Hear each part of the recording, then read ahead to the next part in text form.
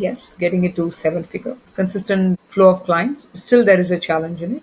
And I really appreciate Purple Circle taking that initiative, and especially you for approaching coaches and giving us the opportunity to like share what are the challenges we have. And you guys are on the right direction. The coaches really need to scale their business, keeping the integrity in place. So I think you would be the best match for the people who really want to scale in their business. Thank you. Thank you so much for that. I appreciate it. And I also wanted to talk to you. Welcome to Career Coaching Secrets, the podcast where we talk with successful career coaches on how they built their success and the hard lessons they learned along the way. My name is Davis Nguyen, and I'm the founder of Purple Circle, where we help career coaches scale their business to $100,000 years, $100,000 months, and even $100,000 weeks.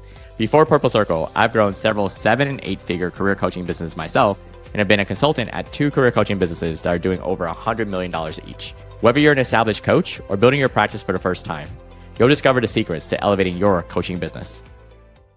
Hey everyone, welcome to another episode of Career Coaching Secrets podcast. I'm your host Rexhen, and today's guest is Dr. Angammai Monika, a global career and leadership coach empowering ambitious mid-career women to rise into GM, VP, or CXO roles without compromising who they are. And she's had over 17 years of professional experience and coaching portfolio spanning 29 countries. Dr. Monika helps women break through the invisible ceiling with clarity, confidence, and executive presence. As the founder of Ebullient Career Counseling, she blends mindset work, visibility strategy, and bold leadership development to her clients to help her clients land senior roles, global opportunities, and a 20 to 60% salary increase, all while staying true to their values. And it's a pleasure for me to have you on the podcast today.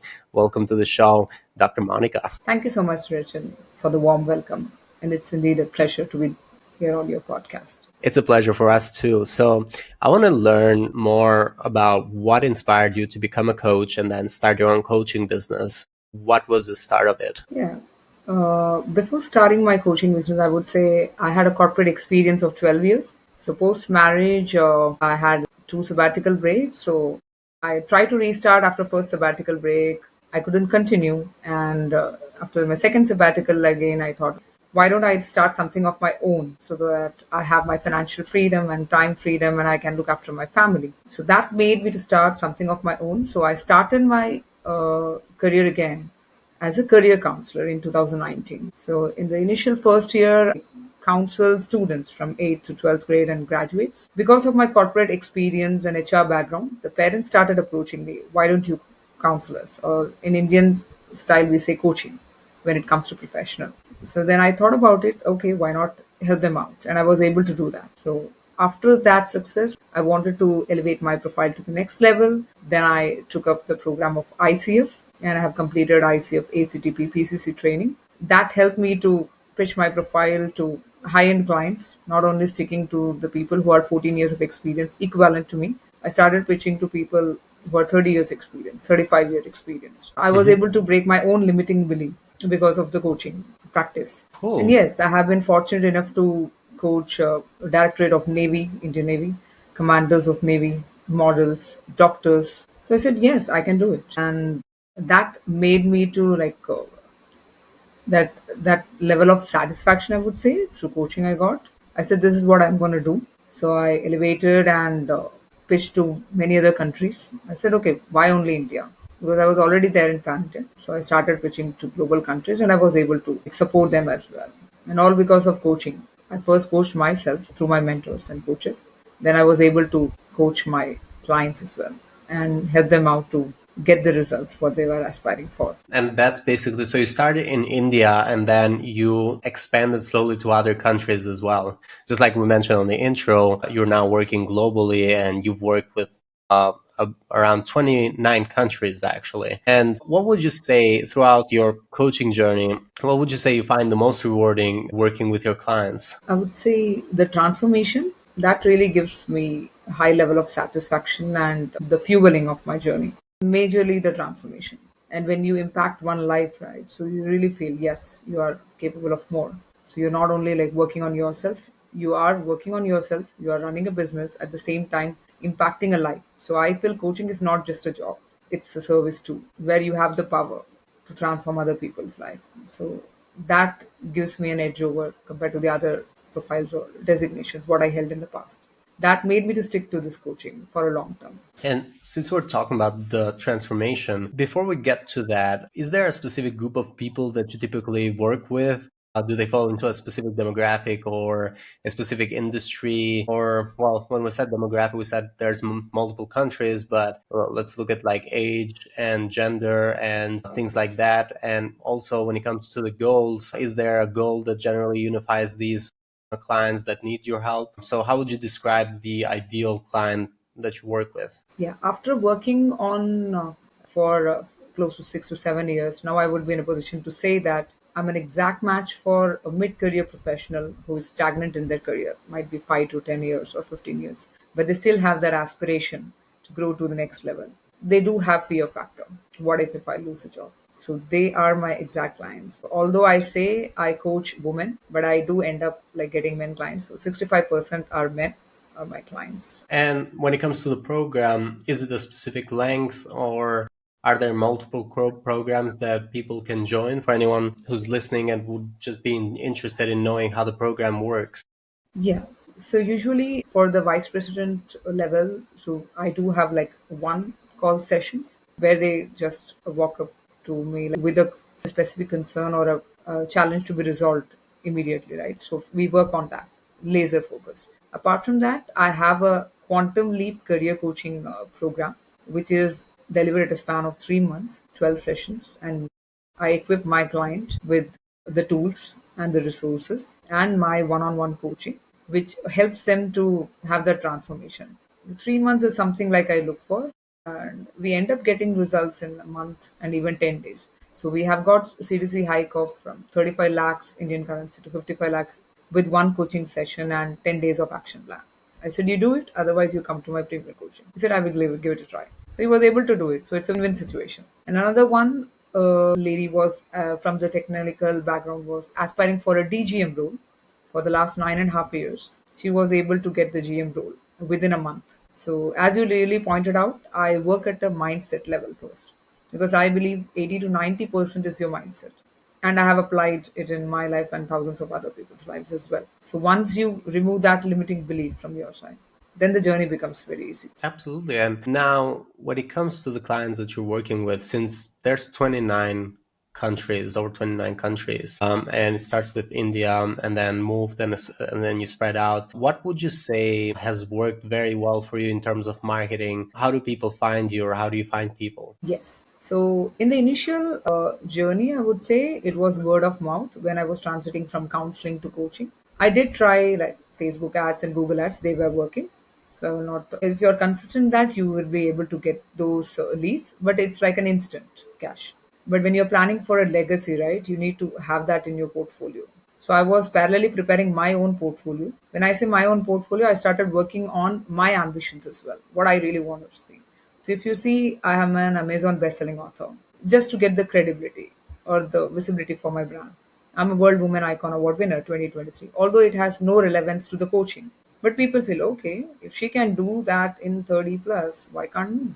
I'm also in the same age category. She looks simple. She is simple. I don't think she is very highly qualified or knowledgeable. So everything by learning skills and being consistent, you were able to do it. So that really helps them to resonate with me. Apart from this, in the recent years, what I did, I had joint ventures. So when I say joint ventures, being in the career field, I had partnership with resume writers, LinkedIn optimization specialists. I do have people in my team, but I do collaborate, right? So earlier, people might have had the fear while collaborating, you might not get the lead, but in today's time period, I would say if you collaborate, it's a win-win situation. So when I say I collaborate with resume writer, right? So I do the career coaching and we have that resume, which is mandatory, right? And the client also feels in safe hand. And we both are excellent in delivering the quality. So collaborate with the right set of people, not anyone and everyone. Just test that quality first and then get into collaboration. So your main intention should be that you need to give quality result to your clients, not only the investment part. So once you focus on quality, then you can get the money part. Absolutely. So basically, you're referring people to resume coaches or career letter coaches, and then they're also referring you some of their clients as well. So it works as a collaboration partnership. Yes, and apart from this, since I said like I'm targeting women audience, right? I do partner with women platforms like the Herky, which is India's largest career-oriented platform for women. We have Sheroes, we have Iron Lady. So I am always visible in my tribe, right? So whenever I have an achievement of my own, it doesn't have to be a direct proportion to my coaching. Hey, this is my coaching package. Hey, this is my testimonial. No. See, this is what I aspired for and I have achieved. So I'm not pushing them towards coaching. I'm just inspiring them. If I can, why can't you? So it's like a long term game, but yes, when you play smartly, you do end up getting consistent clients. Thank you for sharing that. And right now, what would you say are the goals that you have? Do you have any goals specifically for the next 1 to 3 years with your coaching business? Yes, getting it to seven figure. Consistent flow of clients. Still, there is a challenge in it.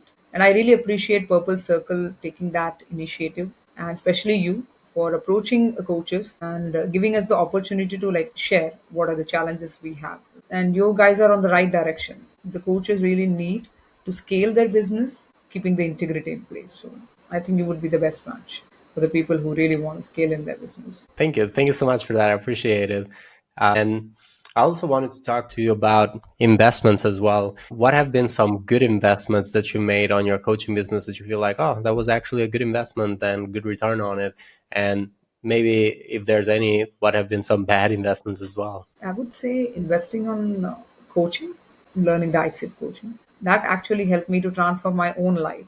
After that, I was able to taste success again after a decade. So, the Amazon best-selling book, or World Women Icon Award, or Best Speaker of the Year, getting into motivational speaking, and I'm one of the top executive career coaches with Coach Foundation. Once I had the fear of not to approach, but like, okay, you're not good enough, but I got through that, and now I'm featured in a sari like that. I like you have been featured in their website. So I think coaching has been a biggest investment for me and for my clients as well. And right now, do you see any challenges? What would you say is right now the biggest bottleneck for you to get to where you want to be with your coaching, to get to seven figures? What would you say is that one thing that if you were to fix it, that would actually make everything else a little better? Yes, I would say getting things automated after the intervention of AI, which is very good. I also learned it. So I implemented AI and ChatGPT, but somehow I feel yes, I can still get like more things automated, and a great team support can help me out when it comes to scaling to the next level. Absolutely. And automation actually for every coach does make a lot of difference because you can save so much time with your admin tasks and just focus on your coaching hours. And it just obviously is scaling to a point that you need to grow. You also have to think about if you're just doing one-on-one coaching, you need to have more coaches that can do the coaching for you. Or if you're doing group coaching, you just need to focus more on marketing and grow that group. So yeah, right now, are you doing just one-on-one coaching or also group coaching? Yes, 101, usually focusing on 101. I do group coaching for women community as I pointed out because of the time. And I do have a plan of getting my programs or courses, like the video content or online courses. So these are a couple of things in my mind for the next 1 year. So getting the courses so that I can focus more on one. At the same Mhm. time, I'm able to support my tribe too. Not to say that I don't have time. And do you find it challenging working in different time zones often? Yeah, as I said, 12 years of corporate. So I worked with IB and American Express. So we guys are used to it. And after being a mother of two, then we are pro. So we like anytime we get into the sessions with full alertness, I would say. Hmm. You have to, like when you love something, right? So I would say coaching is my love, or I have like so much passion towards it. Even if in midnight someone wakes me up and say, "Hey, Monica, I have this challenge," so I would be definitely helping them out. So if you have that true passion, then only you can be consistent in this coaching because it also comes with ups and downs. Absolutely. I just like was thinking, even for me right now, I'm like located in Europe. So generally the calls that I do are afternoon and after. So it's always a little bit of a challenge, not as much because I only have to, most of the coaches basically that are in the podcast are from the United States. And when we're interviewing, it's just a 6 hour difference for me. But it's been, I would say, not the strongest challenge. It's just kind of like Would I like to have the actual normal time zone? Yeah, but yeah, like you said, you have to put more effort. Sometimes you have to sacrifice your time in order for it to grow. So I really appreciate that. And what would be an advice you'd like to give to, and this would be the final question, what advice would you give to other coaches who, just like you, are scaling, are trying to scale their impact? So, one point which I have seen in many of the coaches and peers is even if they are in their third or fourth year, niche finalization is something many coaches struggle with. But once they finalize, it's like they have won the half match. And the second thing I would say, once you're scaling, don't hesitate to collaborate with people. So don't feel that they will steal your audience. No, we will multiply the income. So Thank these you. are two things. And you guys are there to scale it to the next level, right? Like 7 and 8 figures, which Mhm. is still a dream for many of the coaches like us. So you are giving that dream to us. Yes, you guys can scale it to the next level. Thank you. Thank you so much, Monica. It's been a pleasure having you on the podcast. For anyone who wants to reach out to you or connect with you, they can go into LinkedIn and search Dr. Angammai Monika, and they will be able to find your LinkedIn profile. Is there any other way that people can connect to you or reach out to you? That would be the best way. I would be available on LinkedIn. Thank you. Thank you so much for coming to the podcast. Thank you so much, Rexhen. So it's been a pleasure interacting with you. And keep up the good work and keep supporting coaches like us. That's it for this episode of Career Coaching Secrets. If you enjoyed this conversation, you can subscribe on YouTube, Spotify, Apple Podcasts, or wherever you're listening to this episode to catch future episodes. This podcast was brought to you by Purple Circle, where we help career coaches scale their business to $100,000 years, $100,000 months, or even $100,000 weeks, all without burning out and making sure that you're making the impact and having the life that you want. To learn more about our community and how we can help you, visit joinpurplecircle.com.